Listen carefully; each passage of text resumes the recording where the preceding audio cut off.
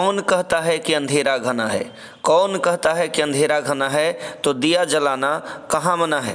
दिया जलाने की तैयारी करिए। नमस्कार मित्रों, आपका द BLF एकेडमी पे स्वागत है। मैं एम गोपाल राजपूत आज फिर आपके साथ 12th क्लास की हिंदी पढ़ाने के लिए आया हूँ। जैसा कि हमारा सेशन इंग्लिश के लिए और हिंदी के लिए दोनों के लिए चल रहा है, आज मैं हिंदी पढ़ा रहा हूँ। हिंदी में जो चैप्टर आपके सामने है, सभी लोग अपना किताब निकाल लेंगे। दिगंत 2 में जो चैप्टर में पढ़ाने वाला उसका नाम है कवित्व नाम है, और ये भूषण के द्वारा लिखा गया चैप्टर है। सबसे पहले हम लोगों को भूषण के बारे में जानना है कि भूषण कौन थे, भूषण की क्या जीवनचर्या थी, क्या भूषण ने लिखा, किस तरह से भूषण ने अपने जीवन को लोगों के बीच में समर्पित किया, इन्हीं सारी चीजों के बारे में हम लोग जानेंगे। तो जैसा कि देखिए, सबसे पहले मैं आपको बता दूं, जो भूषण थे, भूषण का जन्म जो है आपकी टेक्स्ट बुक में दिया गया है 1613 ईस्वी में भूषण का जन्म हुआ था। 1613 ईस्वी में भूषण का जन्म हुआ था और इनका निधन जो है यह 1715 ईस्वी में हुआ था। अगर दोनों ईयर को आप कैलकुलेट करेंगे तो एक बात पता चलेगी कि भूषण ने अपने जीवन का 98 साल इस भूतल पे दिया, यानी इस धरती पर भूषण जो है 98 साल जीवित रहे। एक अच्छा खासा जीवन का समय भूषण ने इस धारा को दिया। इनका जन्म स्थान जो है वह तिकवापुर, कानपुर, उत्तर प्रदेश। तिकवापुर एक जगह है जो कानपुर के पास है और ये उत्तर प्रदेश का जगह है जहाँ के मुख्यमंत्री योगी आदित्यनाथ है। काफी फेमस अभी हो रहा है यूपी चारों तरफ, ठीक है। पिता इनके जो थे, इनके पिता का नाम था रत्नाकर त्रिपाठी। इनके टैग में त्रिपाठी लगा है, यानी आप समझ सकते हैं कि ये बाय कास्ट जो है ब्राह्मण थे, त्रिपाठी थे ये। करें इनका उपनाम भूषण था। इनका उपनाम क्या था? भूषण था। चित्रकूट के सोलंकी राजा रुद्रशाह ने इन्हें कवि भूषण की उपाधि दी थी। देखिए, प्रत्येक कवि को, जो कवि राजा के आश्रय में होते थे, उन कवियों को राजा लोग जो है आश्रय देते थे और आश्रय देने के दौरान उनको एक उपनाम दिया जाता था। भूषण को भी एक उपनाम दिया गया, और जो भूषण को उपनाम दिया गया वो उपनाम क्या था? इनको नाम जो दिया गया था भूषण को उपनाम, वो दिया गया था, ठीक है, कि कवि भूषण की उपाधि को दी गई थी। और देने वाले कौन थे? तो सोलंकी राजा रुद्रशाह थे। सोलंकी राजा कौन थे? रुद्रशाह। सोलंकी राजा रुद्रशाह ने इनको उपाधि दी थी। आगे उपनाम भूषण इतना प्रसिद्ध हुआ कि मूल नाम विस्मृत हो गया। यानी समझिए कि भूषण के नाम से इतने प्रसिद्ध हो गए कि इनका जो मूल नाम था, मूल नाम इनका जो है विस्मृत हो गया, यानी लोग उसको भूल गए। बेसिकली इनके बारे में और जानना है तो आप समझ लीजिए, इनके जो प्रमुख आश्रयदाता थे वो छत्रपति शिवाजी थे। कौन थे? छत्रपति शिवाजी इनके जो है मूल आश्रयदाता थे। शिवाजी के पुत्र साहू जी एवं पन्ना के बुंदेला राजा छत्रसाल, यानी समझिए, तो छत्रपति शिवाजी, शिवाजी के पुत्र साहू जी एवं पन्ना के बुंदेला राजा छत्रसाल, यानी तीनों ने मिलकर के इनको प्रमुख आश्रय दिया। पुराने जमाने में जो कवि हुआ करते थे बच्चों, वो कवियों को बड़े बड़े राजा आश्रय दिया करते थे। अब समझिए कि पृथ्वीराज चौहान की अगर मैं बात करूं तो पृथ्वीराज चौहान के राज्य में पृथ्वीराज चौहान राजा थे, उनके राज्य में जो है कवि जो उनके थे वो चंद्रवरदाई थे।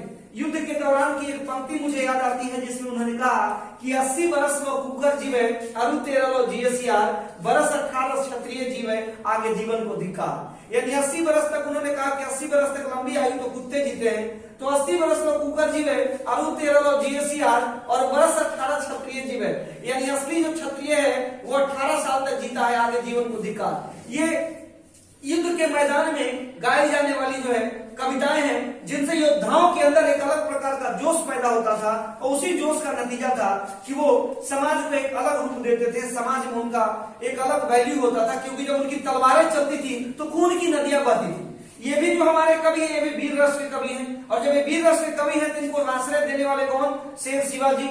शेर शिवाजी थे। ऐसे भी तो शेर शिवाजी थे। रानी लक्ष्मीबाई के बारे में तो कहा जाता है, चमक उठी सन 57 में वह तलवार पुरानी थी और खूब लड़ी मर्दानी वह तो झांसी वाली रानी थी। यानी समझ लीजिए कि वीरांगनाओं के बारे में क्या क्या बातें कही जाती है। निश्चित रूप से उनमें वीरता के इतने गुण कूट कूट कर भरे हुए थे, वीरता के इतने कूट कूट के गुण भरे हुए थे। अब देखिए कहता है क्या कि नेक्स्ट कर रहा है कि इनके प्रमुख जो आश्रयदाता थे वो छत्रपति शिवाजी, शिवाजी के पुत्र साहू जी एवं पन्ना के बुंदेला राजा छत्रसाल। विशेष क्या है इनका कि रीतिकाल के प्रसिद्ध कवि चिंतामणि त्रिपाठी, रीतिकाल के प्रसिद्ध कवि चिंतामणि त्रिपाठी और मतीराम भूषण के भाई के रूप में जाने जाते हैं। दो के भाई माने जाते हैं, यानी एक है चिंतामणि त्रिपाठी और एक मतीराम भूषण। इन दोनों के भाई के रूप में भूषण को जाना जाता है। इनके द्वारा जो कृतियां लिखी गई, जरा इन कृतियों पे चर्चा करिए। तो इनके द्वारा जो कृतियां लिखी गई शिवराज भूषण, कृतियां लिखी गई शिवराज भूषण, जो 384 छंदों में है। कितने छंदों में है? 105 अलंकारों का निरूपण है। कितने अलंकारों का निरूपण है?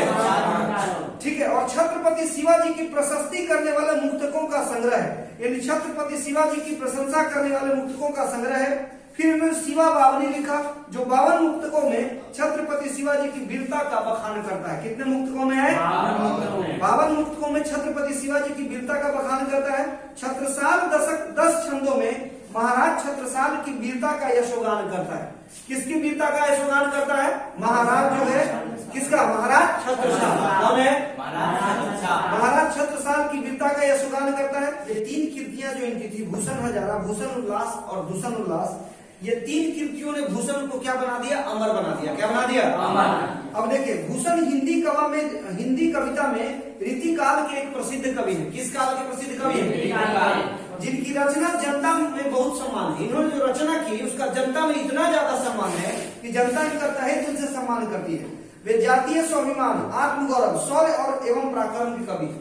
यानी इनका जातीय सम्मान, आत्मगौरव, शौर्य एवं पराक्रम के कवि हैं। मतलब कहा जाता है, जैसे हिंदी में एक लाइन है, कविता के माध्यम से मैं कहता हूँ, जिसको न निज गौरव निज देश का अभिमान है, जिसको न निज गौरव निज देश का अभिमान है, वह नर नहीं है, नर पशु निराह और मृतक समान है। यानी वो मृतक समान है, वो पशु है, पशु से ज्यादा वो कुछ नहीं है। तो कविताओं के माध्यम से कवियों ने बहुत सारी ऐसी बातें कही है। ऐसा नहीं किया एक बात कहा उन्होंने, तमाम चीजों पर उन्होंने जोर दिया है। अगर वीर रस के इस महान कवि ने फड़कती हुई मुक्तक शैली में छत्रपति शिवाजी और बुंदेला वीर राजा छत्रसाल की वास्तविकता पर आधारित विरुद्धावलियां गाई है।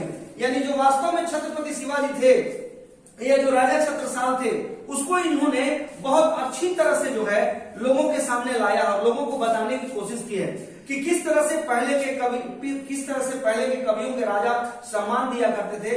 उन्हें पता था कि कवियों को सम्मान देने का क्या फायदा होता है।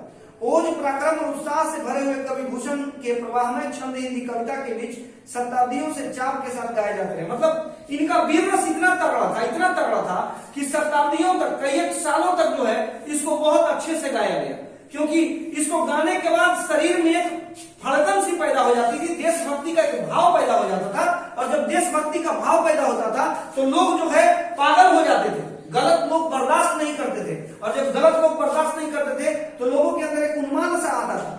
अब कहता है क्या कि इनकी लोकप्रियता का यह प्रमाण है कि जनमानस में भूषण वीर रस के पर्याप्त प्रतिमूर्ति की तरह प्रतिष्ठित है। यानी आम जनता में एक प्रतिमूर्ति है। आम जनता के बीच में ये एक वीर रस के ऐसे हीरो हैं जिन्होंने अपने कलम के माध्यम से ऐसा लिखा कि जिस समय जिसने इसको पढ़ा उस समय उसको देश के प्रति, अपने राज्य के प्रति, अपने धर्म के प्रति, हर चीज के प्रति उसके अंदर एक कोलाहल सी पैदा हो जाती थी। और वह उसके अगेंस्ट चलने वाले लोगों को, वह उसके विरुद्ध चलने वाले लोगों के साथ दो चार करने को तुरंत तैयार हो जाता था। तो ये हमने भूषण के बारे में जाना, इसीलिए भूषण जो है हमारे बीच में लोकप्रिय है। अब इसके अगले पार्ट में हम लोग जो है इस कविता को जो है देखेंगे। इस कविता में जो कविता का जो दो दिया गया है, ये क्या बोलते हैं, भाग दिया गया है, इन दोनों भागों को हम लोग एक्सप्लेन करेंगे। आज हम लोग इतना ही रहने देते हैं। Thank you, have a nice day, good day and good luck to you all. Please like, subscribe and share this channel.